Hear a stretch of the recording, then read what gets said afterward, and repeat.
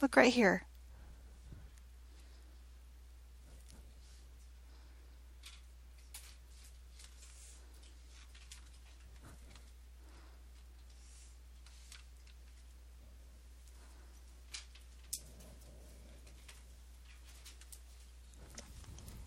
Guys, what's the equation of that line? Time out. Why did I draw it dotted? Because I'm not really there, right? We're just kind of putting it there as like a reference line. So that's why I drew it dotted. Okay?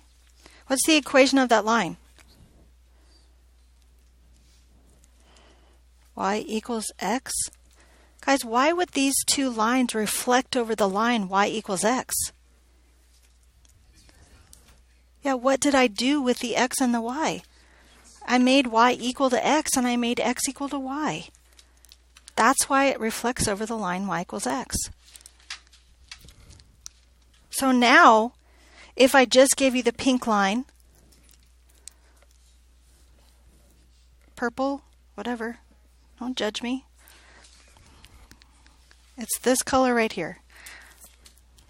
If I gave you that line, could you just reflect it across the line y equals x?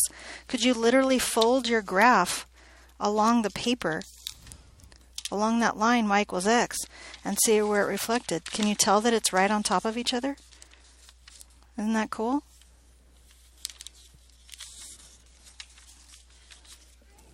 Cool. Okay? Now, you know the other way we could have done it, right? If I gave you the equation, we could have switch x and y and solve for y, right? Let's do that real quick just to make sure that we know how to do it. Just to practice. So minus 4 minus 4. X minus 4 equals 3y. If I divide both sides by 3, I get either x minus 4 over 3 equals y or 1/3 x minus 4/3. But guys, think about that. If I said 1/3 x minus 4/3, if I tried to do it that way on this particular problem, going down 4/3 and then over 1 and over 3, down 1 over 3, down 1 over 3, that would be a mess, wouldn't it?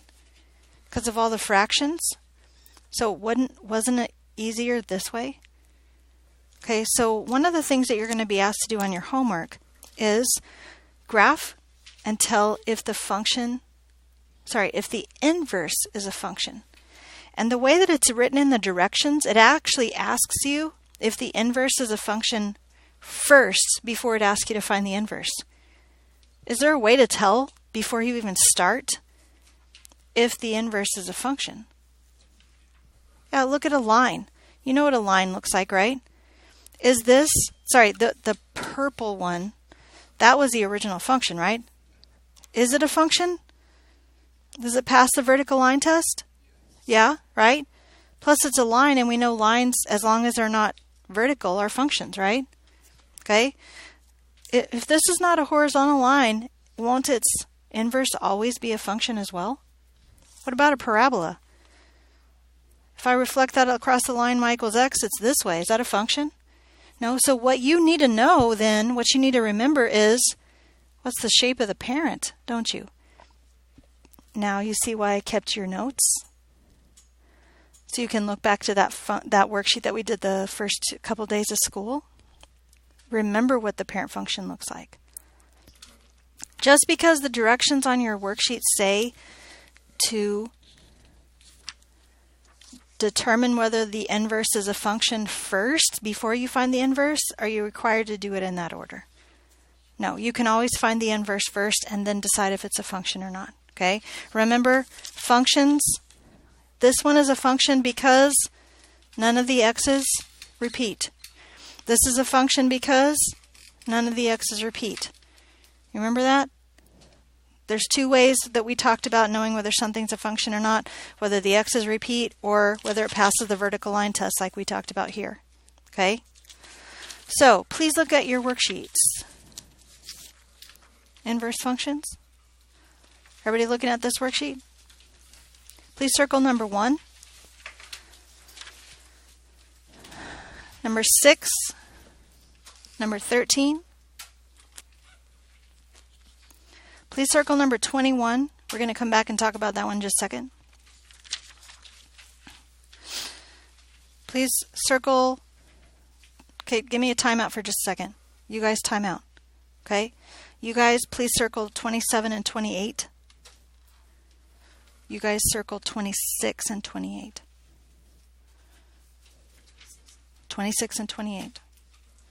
And then everyone circles 35, 38, 40, and 43. 35, 38, 40, and 43. Okay?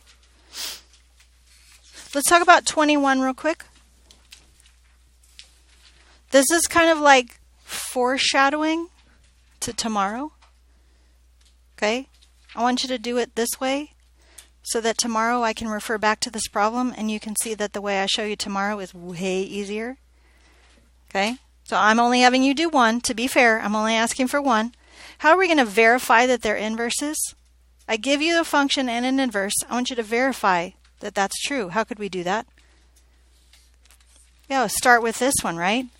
Start with this one and find the inverse. How am I going to know if it's right? If it's this one, right? If it equals this one. Well, cool. Could I also start with this one and find the inverse? Do I have to do both? No, I don't. I just only have to go one way. Start with one of the equations and find the inverse. And if it matches the other one that you're given, then the answer is yes. Does that make sense? Okay? It's not hard and it's not long. But I'll tell you that tomorrow's way is easier. So I just want to prove that point to you. Okay? But like I said, I'm only making you do one, and I gave you an easy one. Okay? Any questions on this? Today is a really great day for board points. You ready?